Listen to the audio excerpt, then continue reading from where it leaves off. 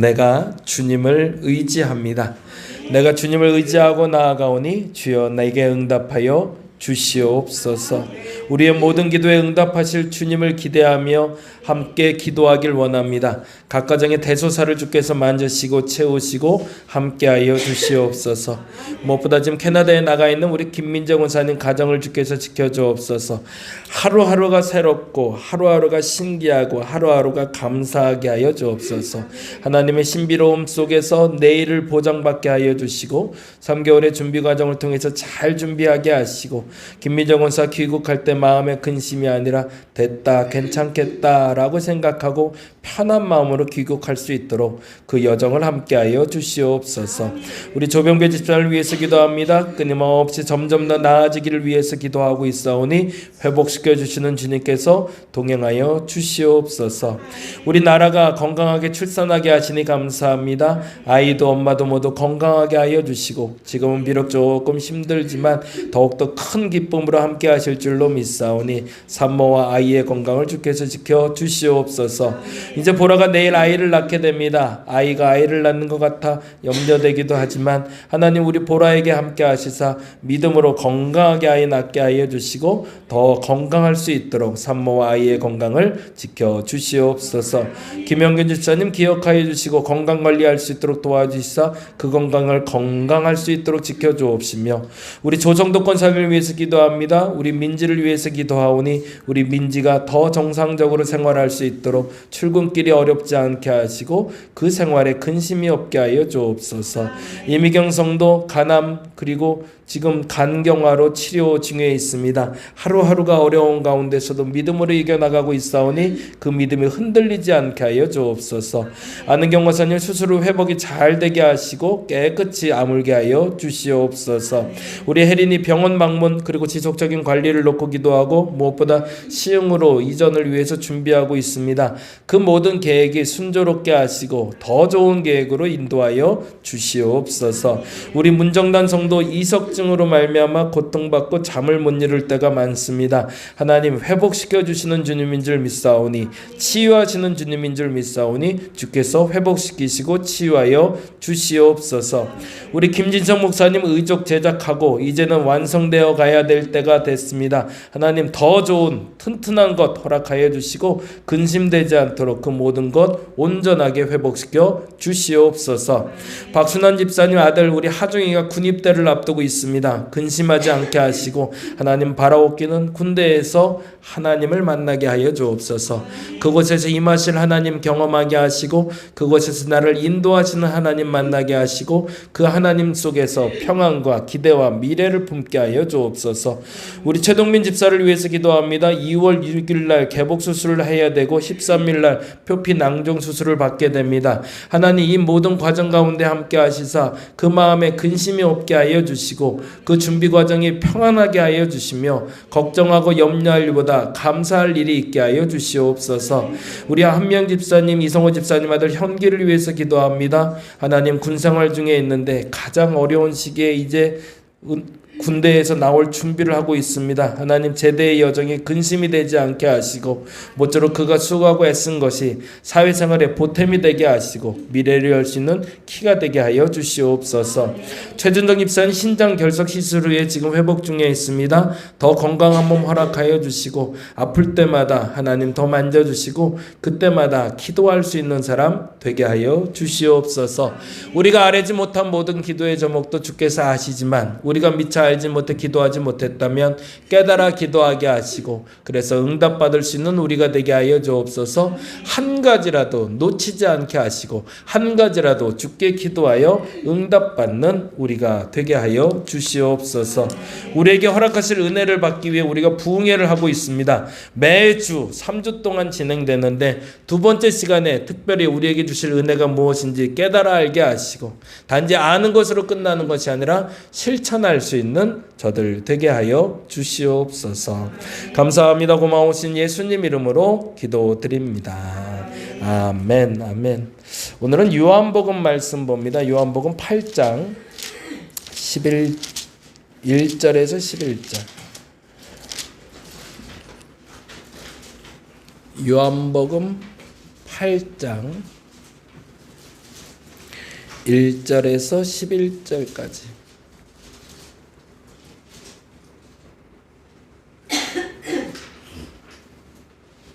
신약성경 158페이지 전후에 있습니다.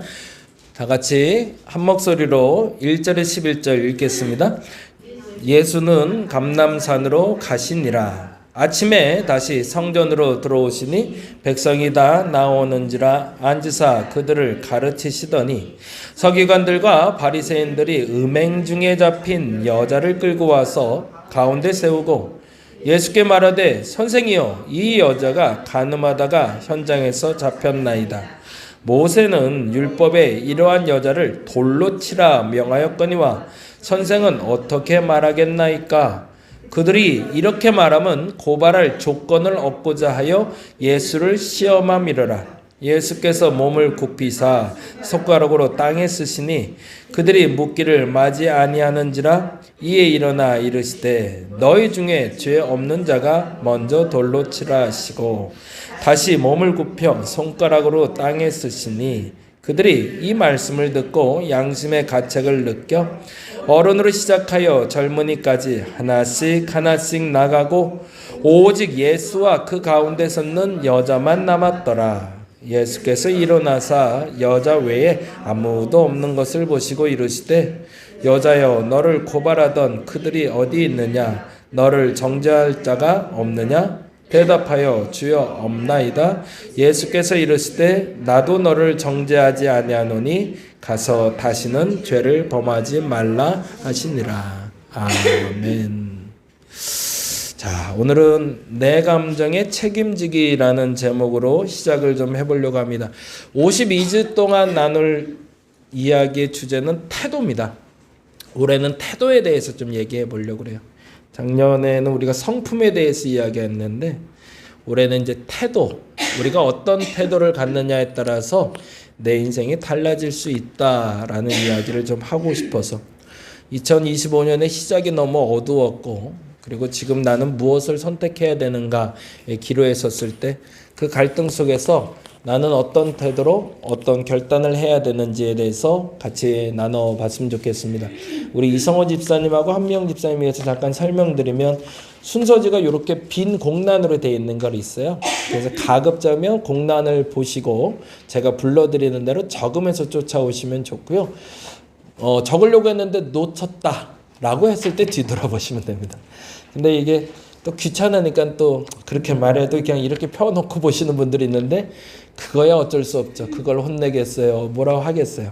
근데 대신 부탁드리는 건 어떤 방식으로 하셔도 상관은 없지만 여러분에게 주시는 단어들은 꼭 찾아가시기 바랍니다.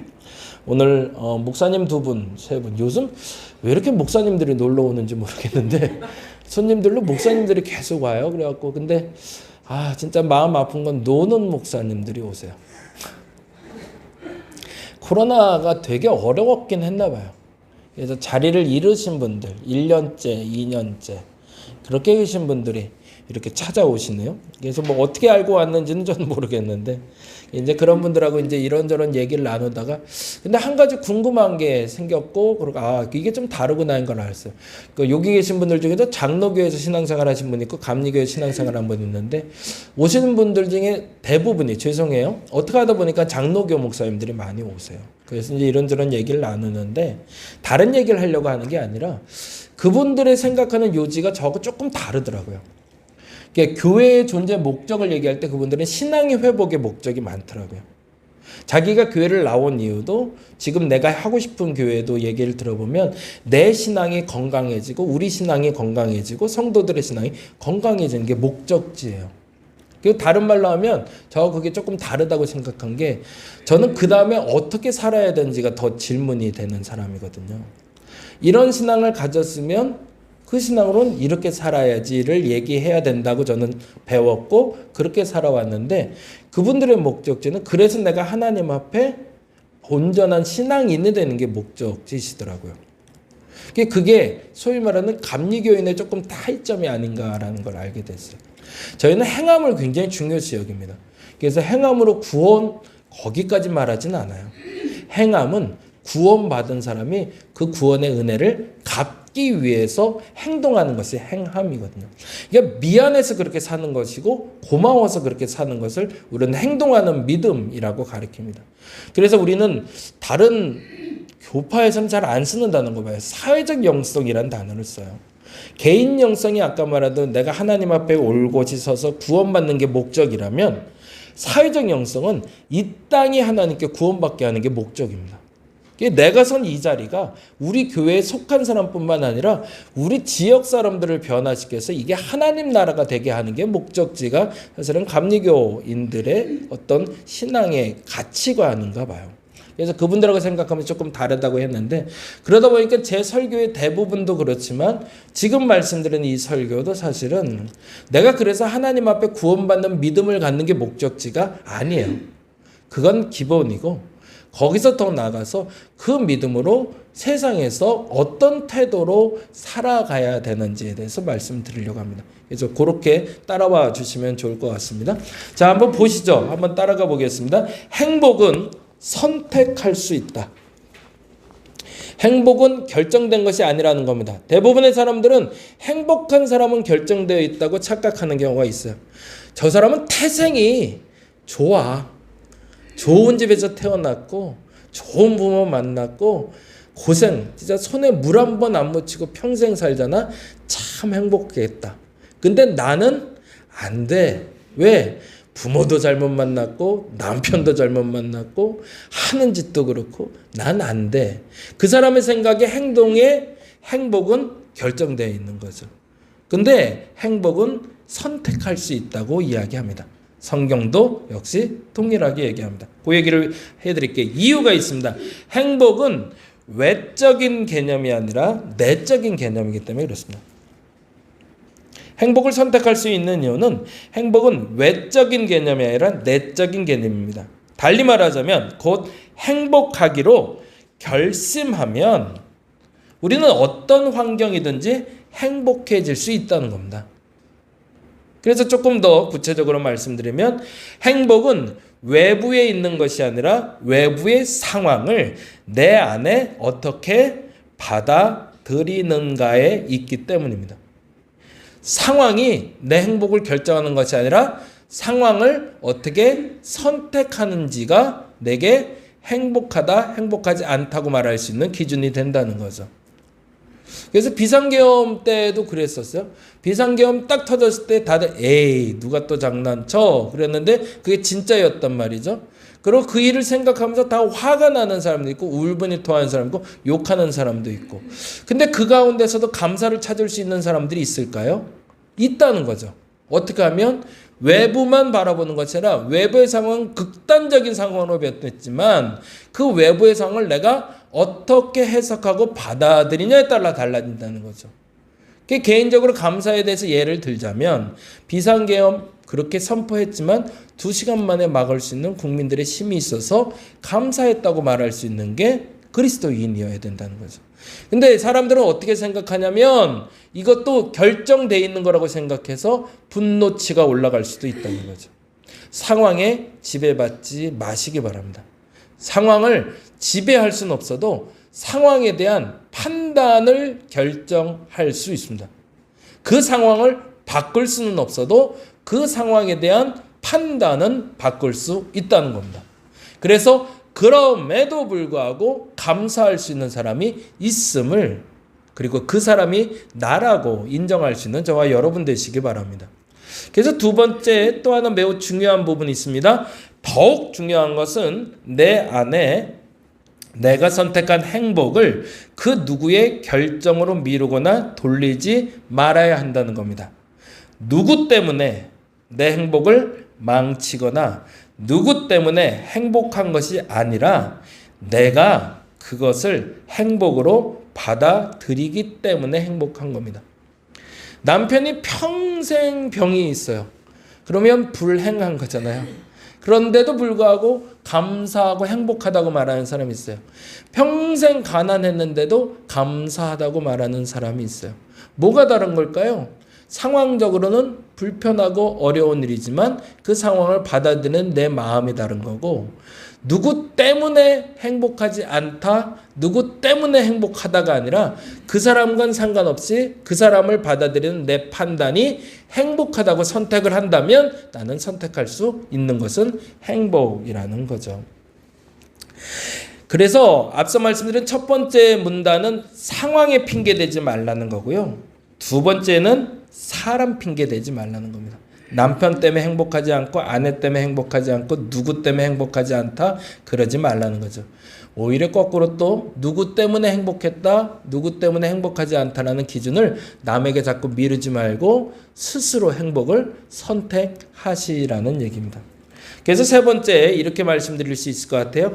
행복한 사람이 되기 원한다면 그러면 어떻게 하는 거죠? 내가 경험하는 일들을 내가 어떻게 받아들이는가에 따라 결정된다는 걸 알아야 됩니다.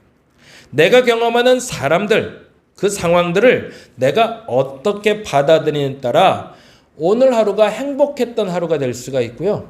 오늘 하루는 정말 안 좋은 하루가 될 수 있는 거죠. 그리고 모든 것의 책임은 누구에게 있다? 남에게 있는 것이 아니라 나에게 있는 겁니다.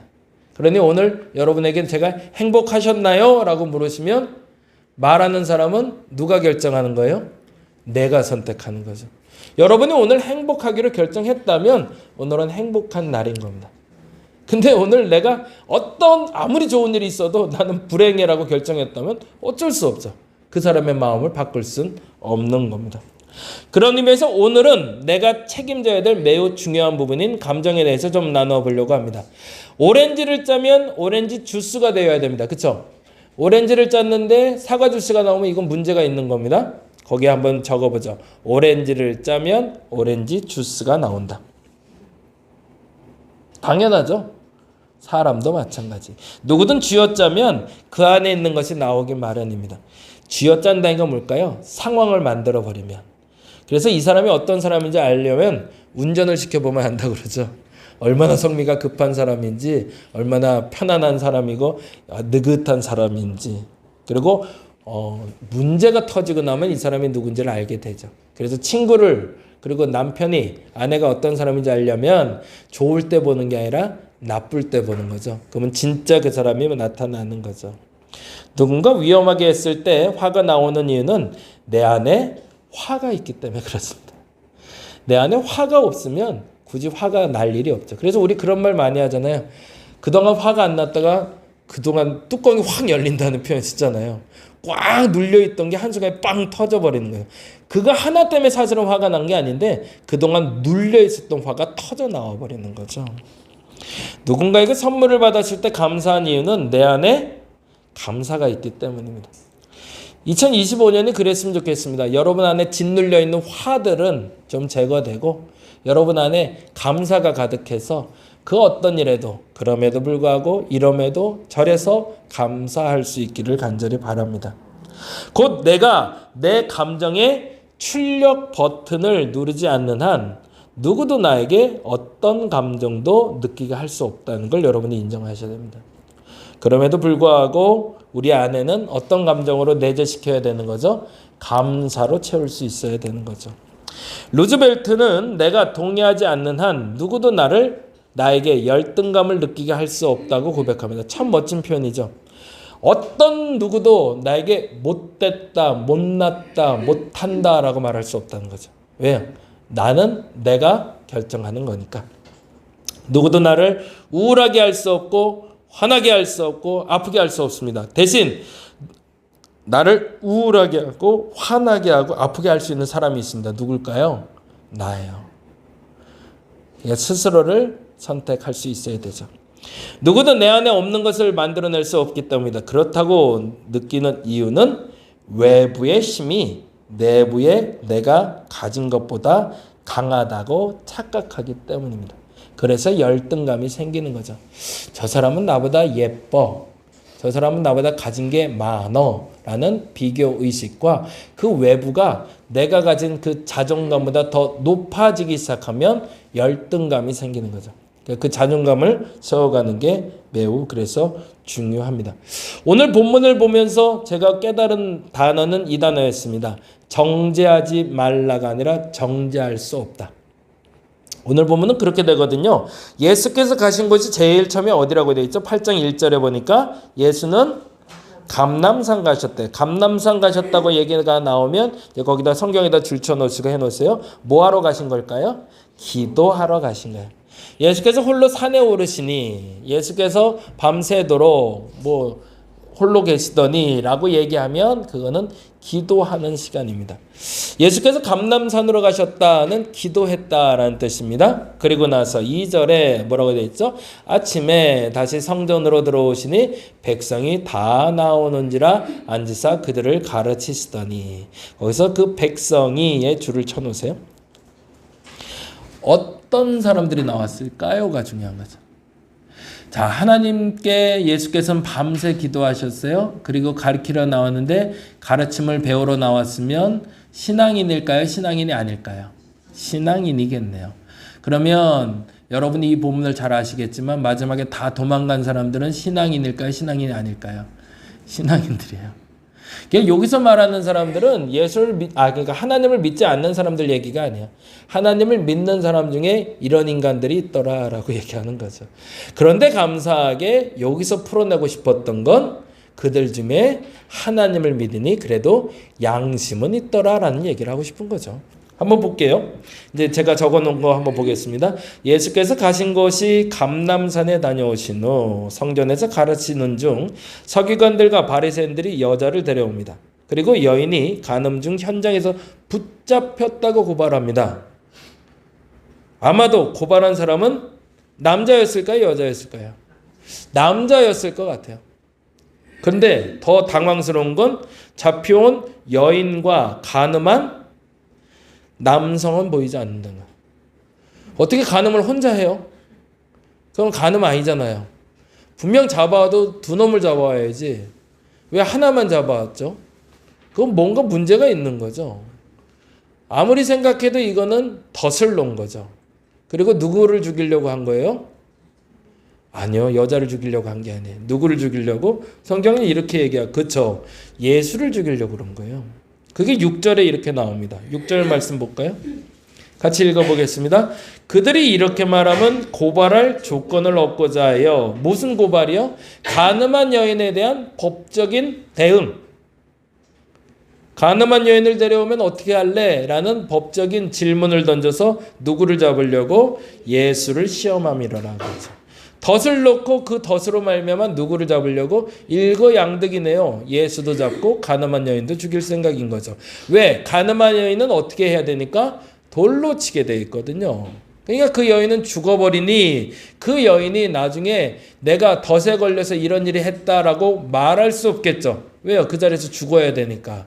그리고 여인은 죽고 나니 증거가 인멸됐잖아요. 증거가 인멸되면 당연히 누구도 죽일 수 있어요? 예수도 죽일 수 있네요. 그러니 두 가지 덫을 놨으니 얼마나 행복했을까요? 이 덫에 걸렸다라고 생각한 거죠. 그러자 예수는 아무 말 하지 않고 몸을 굽혀 땅에 글을 쓰시고 그때 일어난 일이 뭘까요? 그들을 쥐어짜신 거죠. 뭘 쥐어짠 거죠? 아무 말 안 하고 가만히 있으니까 그들의 마음속에 화가 올라왔겠죠. 이때 무엇이 올라온지가 되게 중요하죠. 그러니 다그칩니다. 말하라. 왜 말하지 않냐고. 그러고 있지 말고 뭐라도 얘기해야 되지 않겠어? 그래서 분노가 올라와요. 그들 안에 뭐가 있었다는 거죠? 분노가 있었다는 거죠. 그때 예수께서는 그들에게 얘기했습니다. 뭐라고요? 죄 없는 자가 먼저 돌로 치라. 지금 계속 설명한 대로 얘기하면 뭐를 끄집어낸 거죠? 그 안에 있는 양심을 끄집어내신 거죠. 너희 안에 지금 무엇이 있는가? 라고 물으신 거예요. 사람들을 정죄하는 것이 있는가? 아니면 하나님을 향한 양심이 있는가? 라고 질문하셨던 거죠. 그래서 사람들이 반응합니다. 사람들을 정죄하기보다 하나님을 향한 양심이 있는 사람으로 스스로 선택한 거죠. 만일에 그때 양심 없는 자로 선택했으면 누군가 돌로 쳤겠죠. 왜? 나는 양심보다 예수를 죽이는 게 목적이었으니까.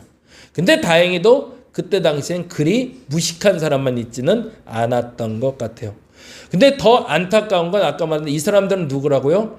예수께서 밤새 기도하고 나서 가르치고자 하니 그 가르침을 배우러 온 사람들이었다는 거예요. 그들 중에서도 그런 사람들이 있었는데 그들이 다 떠나갔더라는 거죠. 그럼 무슨 말이에요? 배우러 왔던 그 사람들도 돌로 칠 준비를 했었다는 거죠. 이게 무서운 거죠. 여러분은 어떤 신앙을 갖고 계신가요? 율법적인 신앙 맞아요. 하나님의 법대로 살아가는 게 맞습니다. 죄 있는 자에게는 정당하게 대가를 요구해야 됩니다. 그 벌을 받게 해줘야 됩니다. 그런데 더 중요한 건 나는 그 순간에 어떤 판단의 기준을 갖고 있는가가 너무 중요한 거죠.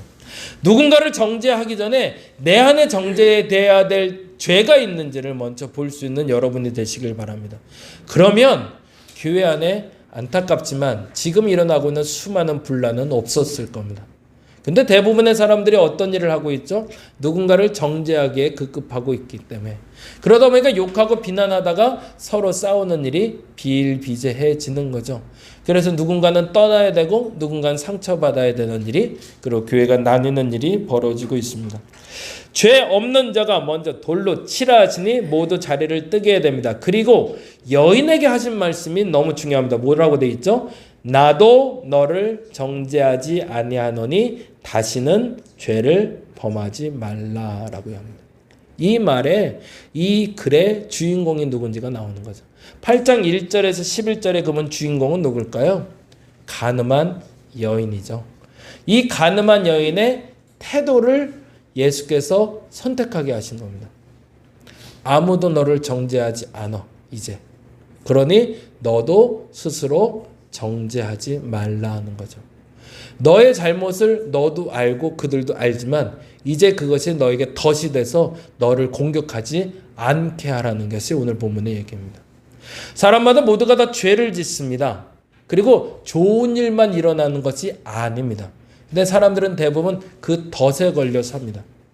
내가 과거에 이렇게 잘못했기 때문에, 과거에 이런 흠결이 있기 때문에, 과거로부터 이렇게 부족하기 때문에 나는 안 돼라는 덫에 사로잡혀 살아요. 그 덫을 걸리게 하는 건 누굴까요? 상황이 사람이 아니에요. 누구예요? 나예요. 그리고 그 덫을 마땅히 나는 찢고 나올 수 있음에도 불구하고 스스로 그 덫에서 헤어나지 않고 있는 사람들이 많다는 거죠. 2025년을 시작할 때 수많은 덫이 여러분에게 있었습니다. 그리고 지금 그 덫에 사로잡혀 있는 사람, 악령에 사로잡혔다고 할 만큼 극도로 지나치게 분노 가운데 살아가는 사람들도 있습니다. 그리고 하루의 삶을 유지하지 못할 만큼 억울해하고 우울해하고 힘들어하는 사람들이 있습니다. 특별히 이번에 유족들에게는 그런 고통이 씻을 수 없는 고통이 될 겁니다. 그런데 그들 중에서도 이겨내는 사람들이 있을 겁니다. 뭘 선택하는 거죠? 상황을 선택하는 것이 아니라 그 덫을 놓은 사람이 나라는 걸 빨리 인정하고 빠져나오는 사람은 일상으로 돌아올 수 있겠죠. 세월호가 작년에 10년이 됐습니다. 2014년 4월 16일이었기 때문에. 그래서 작년에 10주기를 했어요. 근데 아직도 빠져나오지 못한 사람들이 있어요. 극복하고 이겨낸 사람들도 있지만 아직도 그래서 그 고통 속에 살아가는 사람들이 있습니다. 이제는 그 덫에서 스스로 빠져나와야 됩니다. 여러분도 혹여 2025년을 이제 시작했으니까 오늘 첫날엔 여러분이 스스로 놓은 덫에서는 더 이상 걸리지 마시기 바랍니다. 그 선택은 여러분이 하는 겁니다. 오늘 행복하기로 선택하시면 오늘부터는 행복하실 겁니다. 근데 만일 오늘도 불행하기로 결정했다면 여러분은 오늘도 불행하실 겁니다. 그 태도를 분명히 할 수 있는 저와 여러분 되시기를 간절히 바랍니다. 기도하겠습니다.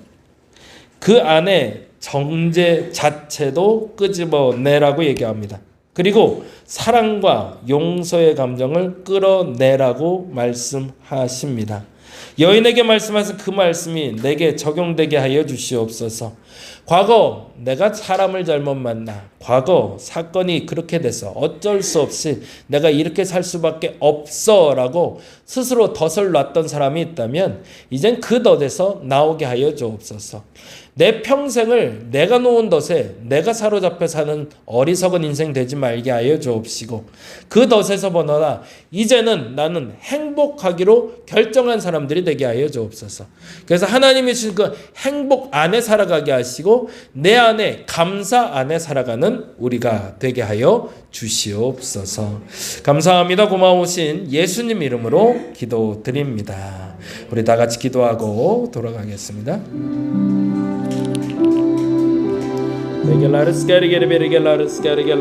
선택은 내가 하는 겁니다. 남이 해주는 것이